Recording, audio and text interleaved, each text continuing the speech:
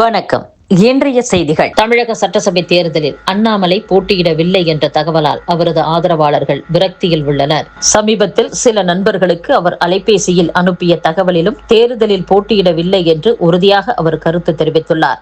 அவர் இல்லாத தேர்தலில் நாங்களும் பணியாற்ற தேவையில்லை என்று கருதுவதாகவும் அவரது ஆதரவாளர்கள் கூறியுள்ளனர். சென்னை எழும்பூர் ரயில் நிலைய பராமரிப்பு பணிகள் நிறைவு பெறும் நிலையில் இருப்பதால் திட்டமிட்டபடி வருகிற ஏப்ரல் 5ஆம் தேதி முதல் புறநகர் ரயில் சேவைகள் சீராகும் என்று எதிர்பார்க்கப்படுகிறது. தமிழ்நாடு சட்டப்பேரவை தேர்தலில் போட்டியிடும் பாஜகவின் வேட்பாளர்கள் பட்டியல் வெளியீட்டில் இழுபறி நீடித்து வருகின்றது. அதிமுக தலைமையிலான தேசிய ஜனநாயக கூட்டணியில் போட்டியிடும் பாஜகவுக்கு 27 தொகுதிகள் ஒதுக்கப்பட்டுள்ளன. கடந்த திங்கட்கிழமையே வேட்புமனு தாக்கல் தொடங்கி நடைபெற்று வருகின்றன. இந்நிலையில் பாஜகவுக்கு ஒதுக்கப்பட்ட தொகுதிகள் வெற்றிக்கு சாதகம் இல்லாதது என்று ஏற்கனவே கட்சியின் மேலிடத்தில் அண்ணாமலை அதிருப்தி தெரிவித்ததாக தகவல்கள் வெளியாகின. தற்போது கோவை வடக்கு சட்டப்பேரவை தொகுதியில் போட்டியிட அண்ணாமலை விருப்பம் தெரிவிப்பதாகவும், ஆனால் அந்த தொகுதியில் வானதி சீனிவாசனை போட்டியிட வைக்க கட்சி தலைமை முடிவு செய்துள்ளதாகவும் கூறப்படுகிறது. அண்ணாமலையை மொடக்குறிச்சி தொகுதியில் போட்டியிட கட்சி தலைமை வலியுறுத்தும் நிலையில் தான் விருப்பப்பட்ட கோவை வடக்கு தொகுதி கிடைக்கவில்லை என்றால் தேர்தலில் போட்டியிட மாட்டேன் என்று அண்ணாமலை திட்டவட்டமாக தெரிவித்ததாக தகவல்கள் வெளியாகியுள்ளன. பாஜகவின் தேர்தல் பொறுப்பாளர் மத்திய அமைச்சர் பியூஷ் கோயல் உள்ளிட்டோர் சென்னையில் முகாமிட்டு தொடர் ஆலோசனையில் ஈடுபட்டுள்ளனர். நாளை மறுநாள் சென்னையில் பிரதமர் நரேந்திர மோடி பிரச்சாரம் மேற்கொள்ளவிருக்கும் சூழலில் நாளைக்குள் வேட்பாளர் பட்டியலை வெளியிடும் கட்டாயத்திற்கு பாஜக தேர்தல் பொறுப்பாளர்கள் தள்ளப்பட்டுள்ளனர்.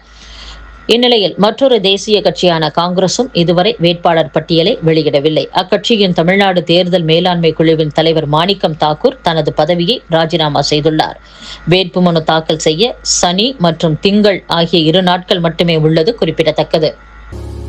தேர்தல் பிரச்சாரத்திற்கு அனுமதி கோரி விண்ணப்பிப்பவர்கள் அதற்கான தேதி, நேரம், இடத்தை சரியாக குறிப்பிட வேண்டும் என்று தமிழக தலைமை தேர்தல் அதிகாரி அர்ச்சனா பட்நாயக் தெரிவித்துள்ளார். நிகழ்ச்சி நடப்பதற்கு குறைந்தது 48 மணி நேரத்திற்கு முன்னதாக விண்ணப்பித்தல் வேண்டும். தேதி, இடம் மற்றும் நேரம் உள்ளிட்ட அனைத்து தகவல்களும் முழுமையாகவும் சரியாகவும் இருப்பதை அரசியல் கட்சிகளும் வேட்பாளர்களும் உறுதி செய்ய வேண்டும் என்று தெரிவிக்கப்பட்டுள்ளது.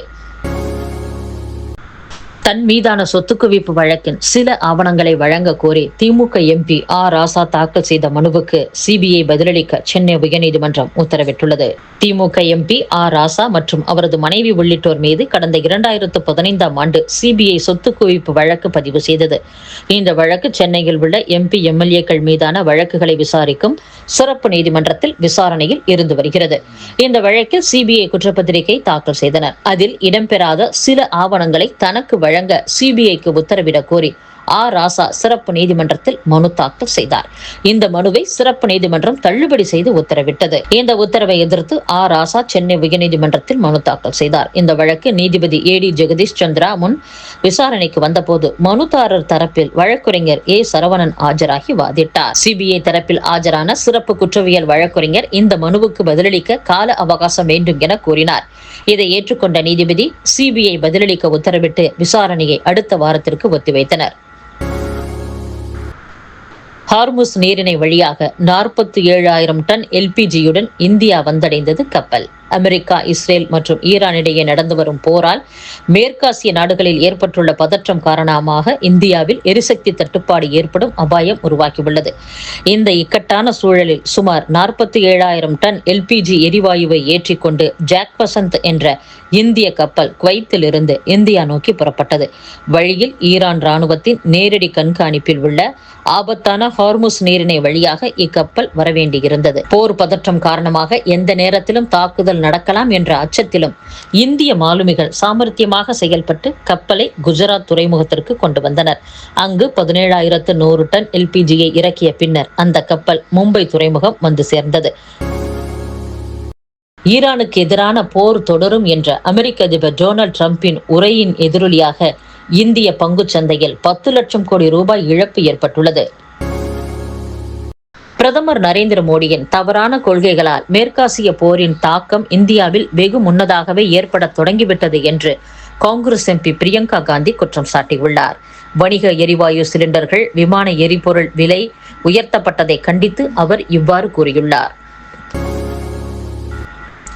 நிலவில் ஆய்வு செய்வதற்காக ஆர்டெமிஸ் 2 என்ற விண்கலத்தை நாசா வெற்றிகரமாக விண்ணில் ஏவியது. 50 ஆண்டுகளுக்கு பிறகு விண்வெளி வீரர்களுடன் நிலவுக்கு மேற்கொள்ளும் முதல் விண்வெளி பயணம் இதுவாகும்.